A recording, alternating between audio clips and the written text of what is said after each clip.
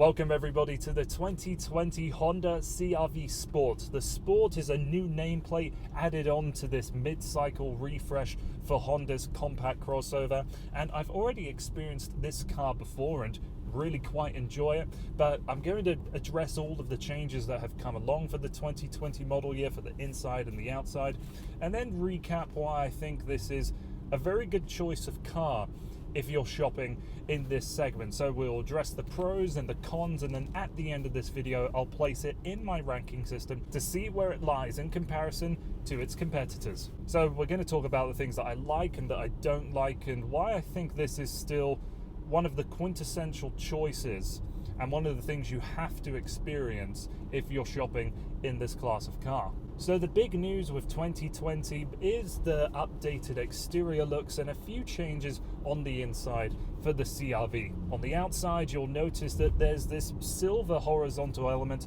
along the front bumper. In the rear, we've got different exhaust outlets, and the clear plastic that used to be for the indicator space on the tail light is now darkened slightly. And with the sport model I'm driving, it replaces the EX trim here in Canada and comes with pretty much all of the same equipment, with the addition of a leather heated steering wheel, of which you couldn't get in the EX in the previous year, and larger 19-inch grey wheels. Outside of the name, there's nothing that really makes this car sportier. It's still got the 190 horsepower, 179 pound-feet of torque, 1.5 litre turbocharged four-cylinder engine, and all-wheel drive. One of the bigger notes for the 2020 update is that the new cars all come with the Honda Sensing suite of active safety technology, whereas years previous, if you wanted to get that, you had to go with the cars with all-wheel drive. Here, that's not the case. A few other notes: automatic stop-start is now standard, and there's a little bit of a different arrangement for your cup holders and the storage down here in the center console. I'm going to talk about that more in a minute, because what I think this CR-V really excels at is engineered practicality. If you're looking for the most spacious compact crossover, the one where you can put the most stuff, I still think this is the best car in its class in that respect. But before I get to that, let's quickly talk about the driving dynamics. Here, the 1.5 litre can only come with a CVT transmission and comes with all of the same advantages and disadvantages that most CVTs are known for. It isn't as good as the one that you'll find in the new Accord, and with this engine, maybe just because it needs to work a little harder to get moving, it's certainly noisier.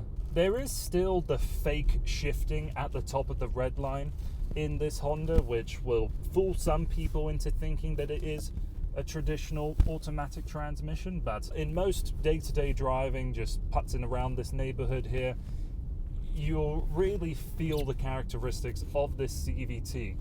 There's quite a bit of groan when you put any little amount of throttle. And another thing that I noticed, because it's been so cold here in the valley and I've constantly had the heated seats on and the heating system pumping as much hot air into the cabin, causing the automatic start system to never turn off in the time that I've had it, is that there is a fair amount of vibration from this engine.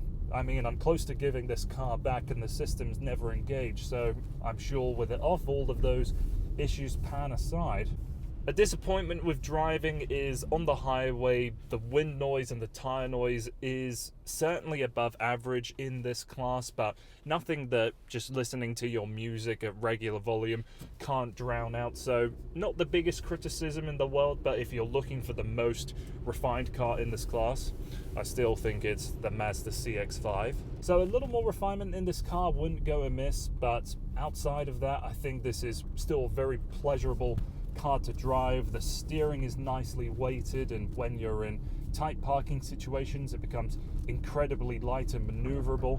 So what this Honda does best is the engineering application of space in this interior. There's a good amount of space in the door cards. This center console arrangement has some really clever design behind it. So you've got one portion that can slide away and behind and lift up entirely, so you can section off the lower portion of the center console and hide it away entirely, and then this armrest right here can slide forwards and backwards to get more comfortable for taller drivers such as myself.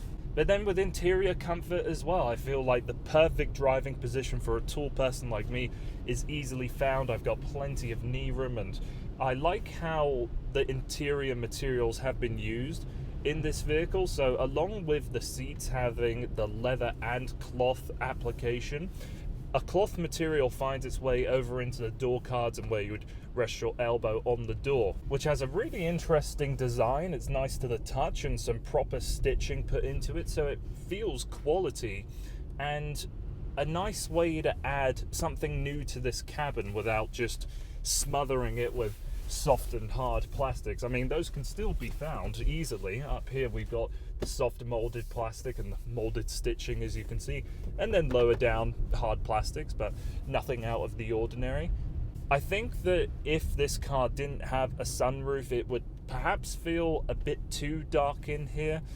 Really, the only thing to add some light into this cabin are the silver elements across the front of the dashboard and the door cards again. I like the ergonomics of the interior, and you'll notice that there's a little silver element underneath these climate controls that mimics the same look as the grille up front. Can you see that there?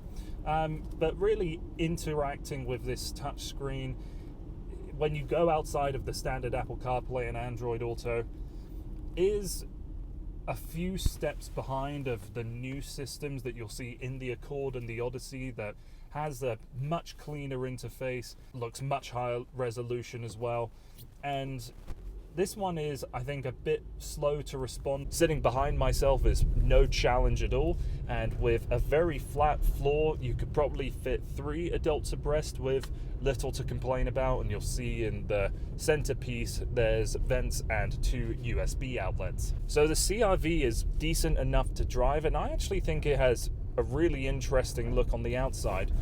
And then when it comes to the inside, the driver and passengers have plenty of space to get comfortable and to hide away their things.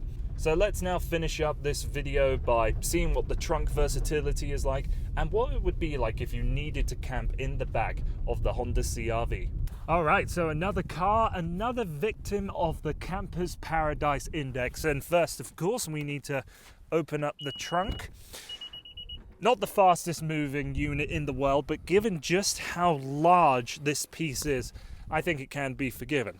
So there's a lot of things that I want to talk about in the back of the CR-V. Firstly is just how low you sit to the ground if you are sitting on the back end of it. There's very little height needed. That'll be greatly valued if you are carrying heavier items in and out of this car, and given just how wide and open this space is, you could probably put a fridge back here with very little concern. So let's talk about some of the elements in here. First of all, the 60/40 folding seats can be lowered by just grabbing on these handles here. They lower very elegantly, and we have a security cover in this car. It's nice and it works, but the problem is there isn't a very effective way to store it, because if you open up the false floor, you'll see I've got this rubber mat in here, which I put down here just to store away, but the way this is meant to work is the false floor is meant to be lower, closer to the compact spare wheel, and then that rubber element sits on top of this to try and make this portion even. There's probably only about 3 inches or so of space, but irrespective of how you have this set up, there's no effective way to hide away this piece of the security cover. You can get rid of these, I don't even know what the purpose of these are really, little divider brackets that you could put there and then maybe drop that on top, but it will still be sliding around all over the place. So if that's a real concern for you, not being able to effectively hide away the security cover, then hopefully that piece of information is valuable to you. So I'll get it out the car for now, put it to the side,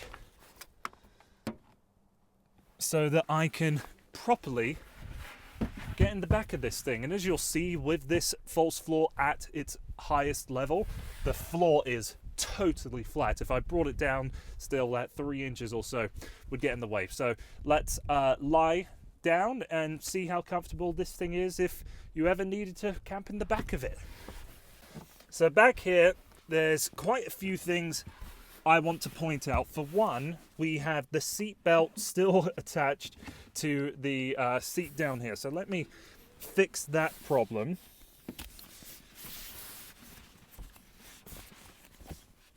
If it wants to cooperate, here we go. There we go. So we can get that out of the way. If you were to keep that down, there's probably a good chance if you rolled around sleeping in the back of this thing, it could get caught around your neck and strangle you in the middle of the night. This isn't the best car in its class when it comes to camping in the back of it. I'm kind of worried to put my center of mass on this false floor, just crawling in. I could feel it flex a little bit, and just this portion here that covers over the seats when you fold them back is really hard. So unless I was really crawling in a fetal position, I don't think I'd want to camp in the back of this CR-V. There's still a lot of space down here to hide away items if you were so desperate, but there I think is better cars in this class for sleeping in the back if you really had to. And with that final note, that concludes all of my thoughts towards the 2020 Honda CR-V. I really like this car. I didn't really mention the looks of it, but I've always kind of thought its odd design was interesting and something that I actually wouldn't mind owning myself. I don't think it's the most refined car in its class, but the 1.5 litre engine has a good amount of power behind it. Still, if you're looking for the most practical car in this class, I think this one might be it. So that's why I think that the CR-V is still a segment leader. It has a lot of merits towards it, and for people shopping in this class, I think it's going to tick their boxes incredibly well. So that's been everything from me. Thank you so much for taking the time to watching this video. If you wouldn't mind liking and sharing and commenting, that would be greatly appreciated. Thanks for watching. Hope to see you again here soon.